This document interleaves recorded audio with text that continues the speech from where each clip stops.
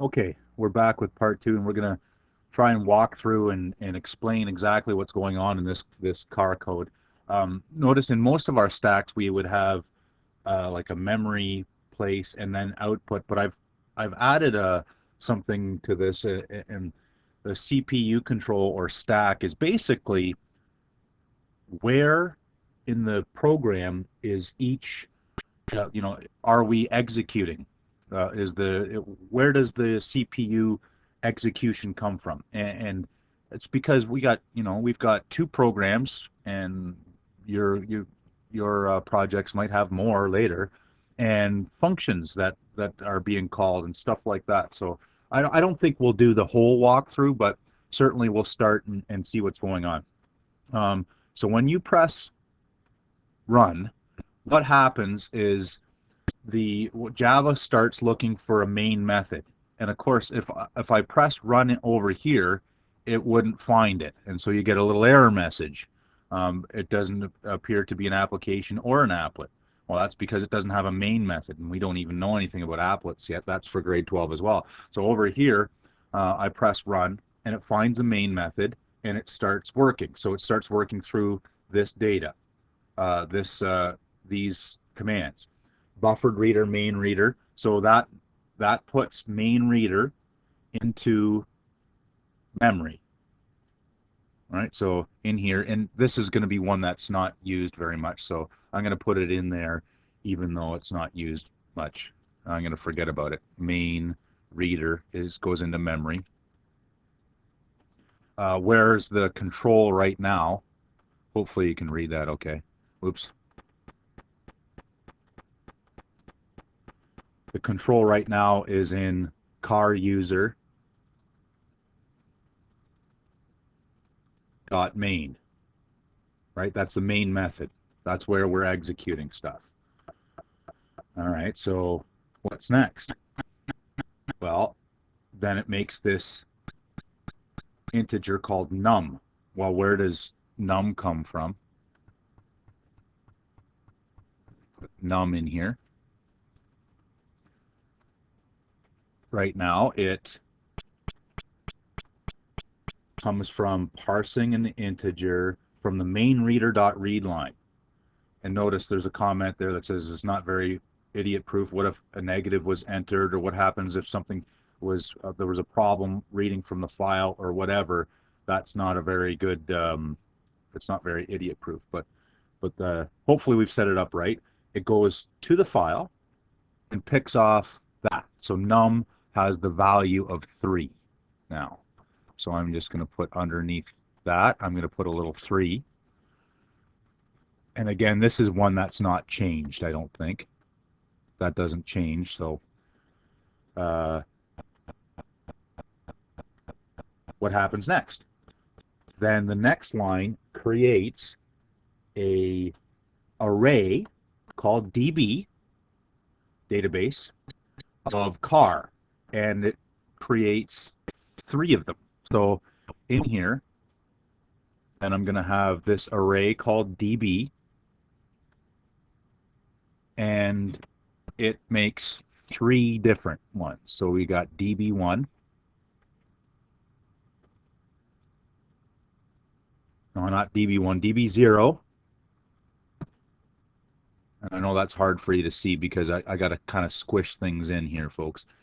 DB1 and DB2, right? Starts counting at 0. And notice right now, we don't know really what DB0, DB1, and DB2 are, except for that they are an array of car variables. They don't actually have any attributes yet. But they will, because now in this line, we have an integer I that starts at integer I, oops, your integer I, that starts at 0, right? It was initialized to be 0 in the program. Let's see the program. Initialized to be 0, and then it's looping through. And notice that line right there actually creates the objects, right? So then that actually, from here, makes a new car. Well, where does that go? That line sort of looks back. So, well, what the heck's a car? Well, there it is. So it makes a brand, a model, a color, and a year. So it actually, on that line right there, creates those four attributes for each time through the loop. Um, all right, so let's, each one of these will, well, when I equals 0 now, it's going to make a, what was it again? I've forgotten. Brand, model, color, year. Brand, model, color, year. I got to remember brand, model, color, and year. And that's for each of these. I'm going to move some of this stuff over here. No. Okay. You got to go over too. And I'm not going to walk through all of these, but I want you to get an idea of what's going on. And so, kind of, for a moment there at least, it's kind of like that transferred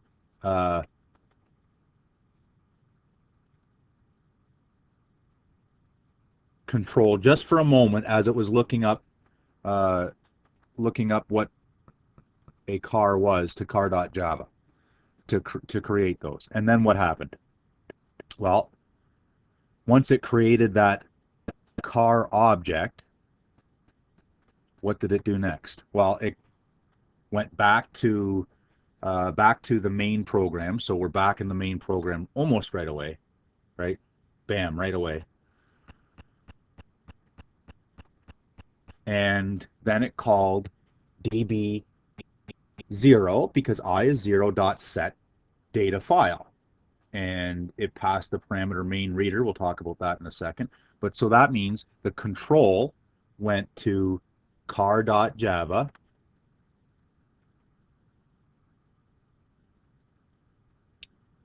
dot set data file.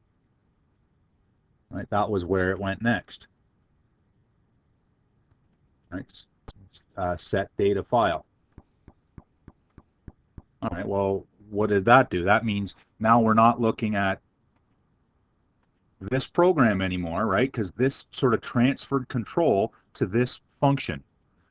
So we're in here. Now it sort of jumps to not set data keyboard, set data file. Here, okay. And notice it called in, or it passed as a parameter, this buffered reader. It was expecting a buffered reader and got past that. And essentially this gives car.java access to that file we opened. And then it tries this, catches that, and it says this dot brand equals br dot readline. So br is connected to, and by the way,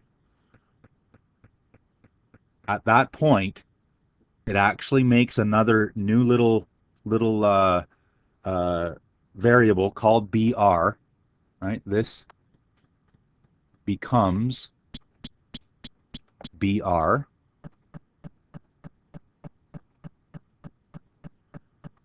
and that's in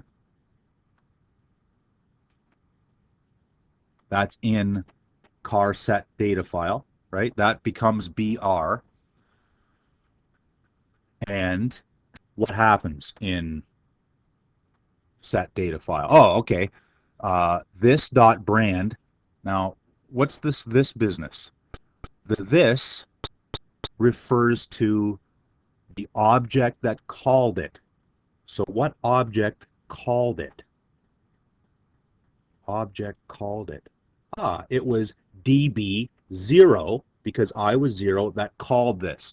So it's saying whatever object called it, db0, its brand is the first line read in from the file, which was Toyota. So that means db0.brand becomes Toyota. So db0 becomes Toyota, Toyota, Toyota.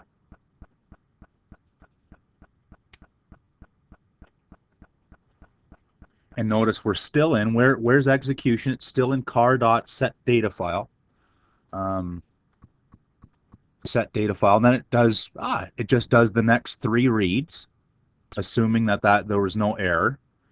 And the next 3 reads were from the file echo, gray, and 2002. So those get read in there.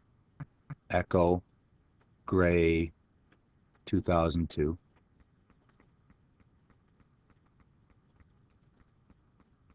This is my old car. I miss my old car.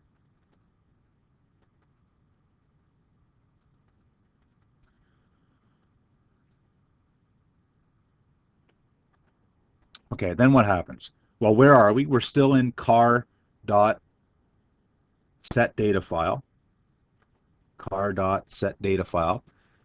That all worked, and then stopped executing. Didn't return anything. This was a procedure. It wasn't a function, so nothing got returned back to the main program. So at this point, then what happens is control gets passed back after that function completes. It gets passed back to the for loop. So then it ends the for. I gets bumped up by 1. By the way, we're back in caruser.main.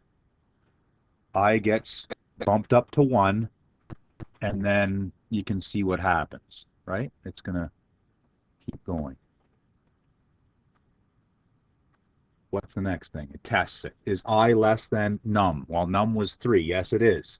And so now it's going to make db1 a new car. So then that means it's going to have all of these same attributes here. Can I scoop them? Yes, I can. And continue. It's going to continue. Again, transfer over to the car.javaset.file, and it's going to loop there. Dandy. I'm going to just go ... in here, ... so I can go on to the rest of the program. And notice that would be down here that this gets put in there. I don't know, we're squishing. What happens next? After it loops through and gets the 3 records from the file, then it's going to print them. Remember, at the end of the for loop, I gets, it goes to 2, and then it goes to 3, and then conks out, goes to 2, and goes to 3, and then conks out, goes to 2, then goes to 3, then conks out, and then gets released back into memory. So I could say, cross that out. Now I is gone. But then here in the output section, we start doing it again.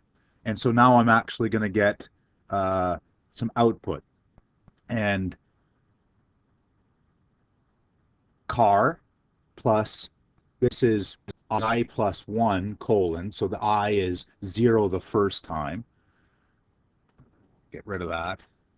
And I know I'm missing some of the details, but you get the point, I hope. And if you don't, please ask. Car 1, because I was 0. I was 0. And then it says, we're still in car user.main, db I is 0 dot print data. So then that transfers control. That object is calling this function print data. So that means, all right, it doesn't know where print data is. It's not in here. It must be in whatever db0 is. So then that means it transfers control back to this class, this program here. Oh, there's print data right there. So the control goes back to car dot print data,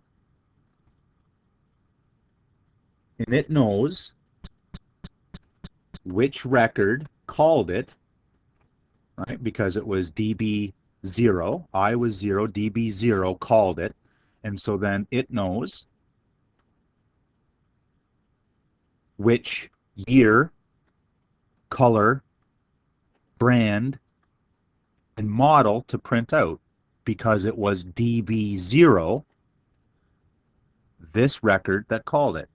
So that's why then whatever, I can't remember what it actually looked like again. What did it look like? So 2002 gray Toyota Echo gets printed off. 2002 gray Toyota Echo. And then after that gets printed,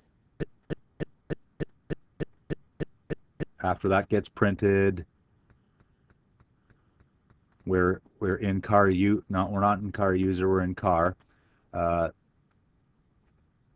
And that's all that happens. It goes back to car user, and then continues looping. So after it prints that off, control gets put back to car user. I gets bumped up in that for loop. None of the data is getting changed, only I, because now it's printing out, and then so on. ... Okay. Pretty heavy duty stuff we got going here, but hopefully you understand how Java sort of transfers control back and forth between parts of programs and functions and records and all that business. This idea of walking through code, unbelievably important and for you to be able to understand what your program does and somebody else's program does. So hopefully you've got something like that. Maybe don't have to have all the details in. That's up to you. But save this note up and go on with some exercises.